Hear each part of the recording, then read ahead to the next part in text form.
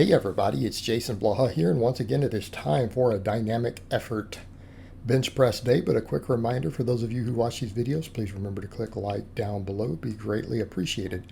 So in keeping with the theme that I realized this week, look, I'm just going to focus on close grip.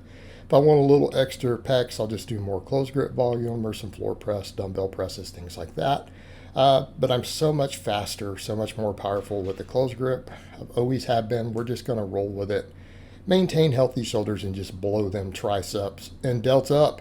Not to say my chest won't get bigger, because it was a lot bigger, when I was close gripping 350 plus. But today we went with the bands. And, given a choice, I actually prefer to do more bands for speed benching. All right, I feel like I get the most out of it. Everything was really fast today.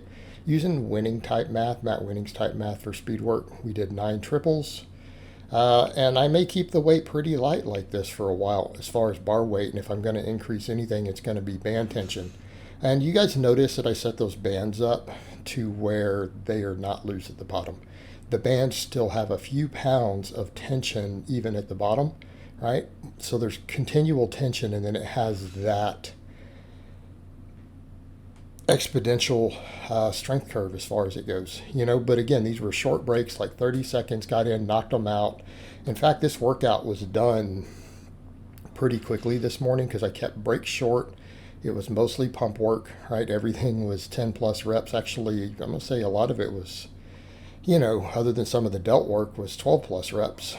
So again, volume, pump work after the speed work. If we do any heavier work, it tends to be on the max days.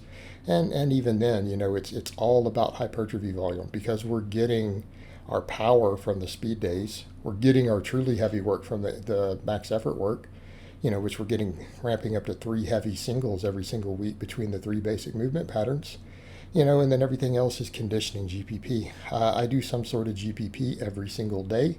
That's something that came up in the earlier video. How often do you recommend? Guys, I'm doing GPP daily.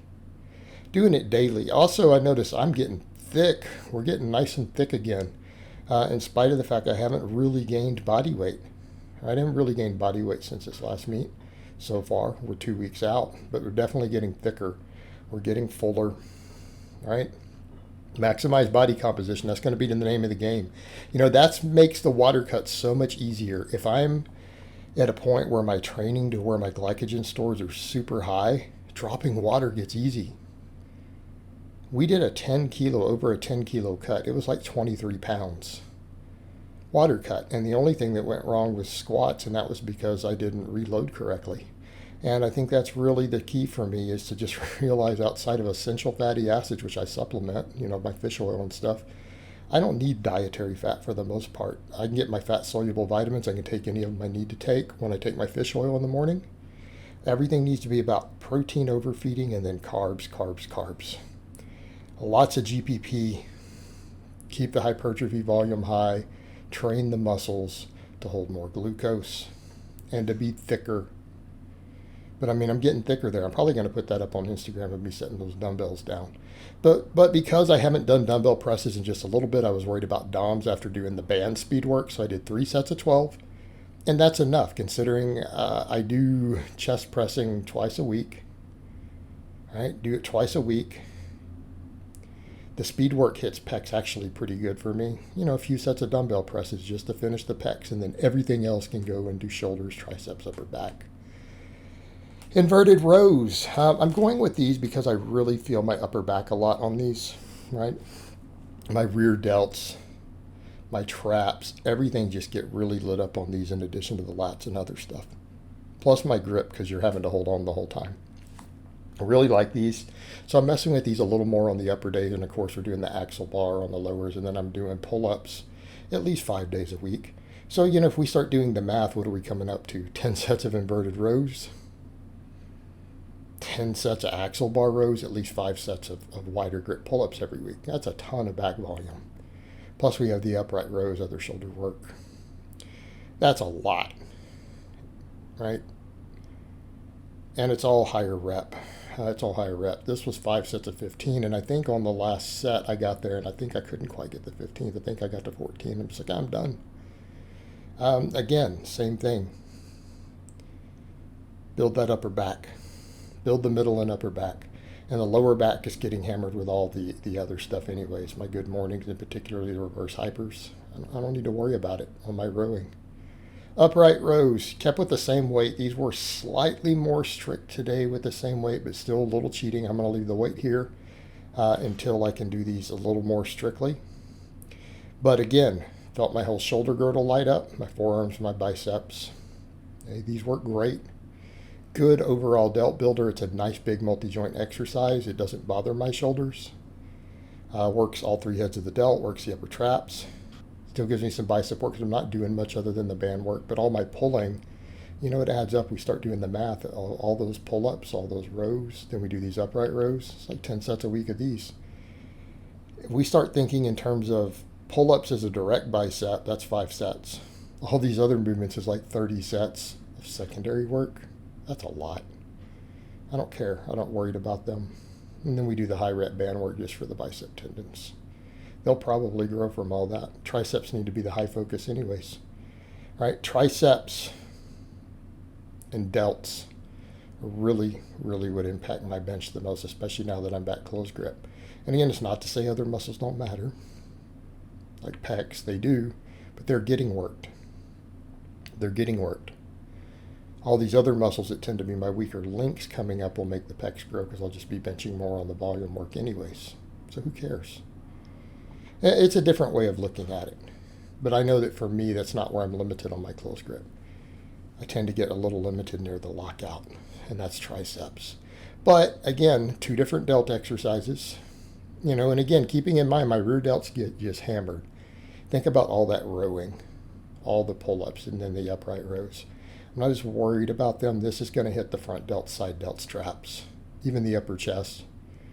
Okay, good for overall shoulder health. So just knocked out 3 sets of 10, which is about all I can handle after doing the upright rows. So it's 18 sets of real delt and shoulder work and trap work, not counting rowing or pressing.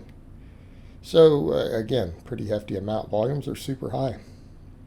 But again, bring up the shoulders, bring up the triceps, bring all of it up.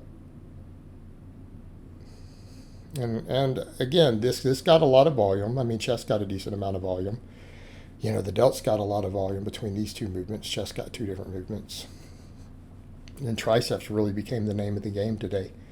And I've noticed I can only handle so many of the JM presses. They seem to really bring my triceps up. But I do got to watch the elbows. I do got to watch the inflammation on them. So the bulk of my extra tricep volume really needs to be band work. Really needs to be band work. And if I'm going to do it, I need to do a lot of it. So, it's like 5 sets on the heavy day. But today I came in and took these, most of these were anywhere from 23 up to about 30 reps. I did 10 total sets. And the number of reps really varied till it got difficult based upon how fatigued I was, I guess to how many minutes or whatever I took between them, because I didn't really time it. I just came in and just said, let's just get 10 sets over time and eat a little between and my post-workout meal. And, did 10 sets of the band press downs. This is a lot of tricep volume. Triceps got really pumped. It's great to build those tendons because those tendons tend to limit me on the JM press. And the JM press really seems to build my triceps. But again, as I get stronger at it, it can be a little tough on the tendons, and you've got to build the tendons. This does that. We get blood flow to the tendons, hypertrophy to the elbow tendons, and it builds the triceps, and we get long head work. People want to argue about that, and they don't understand, long head. You don't necessarily have to get that stretch that people are thinking of. The long head, even on a downward press down, gets enormous amounts of work. And when you look at some of that on the studies, yeah, it hypertrophies the long head a lot. Any of these extension movements, okay? Any of them. But we also have the stretch reflex here, the stretch overload happening with these. So this work will work the whole tricep.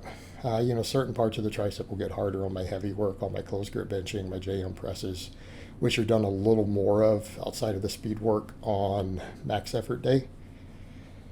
But yeah, triceps. And the funny thing is, triceps, when you start looking at the research, seem to have the most volume tolerance of any muscle in the upper body.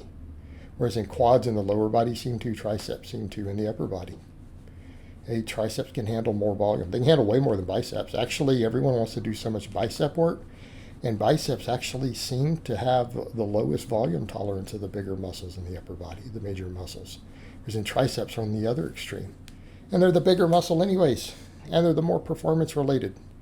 So I'm going to blow them up, get them big, get that bench up. Keep the elbows healthy, because elbow health, I'm going to close grip bench. Elbow health will become a limiting factor. Shoulder health really isn't on close grip. Elbow health is when we go to that position. And as everyone noted, my technique is always cleaner. I'm just better technically at close grip, and that's probably one of the reasons I'm so much stronger at it too. I'm able to stay tighter, get tighter. I always can have the natural bar path, that J bar path. But yeah, guys, today was really a tricep day more than anything, even though the whole upper body got really good hypertrophy stimulation. All right, guys, but that's really all I have to say on that today. I hope it's been informative, and I will talk to you guys next time.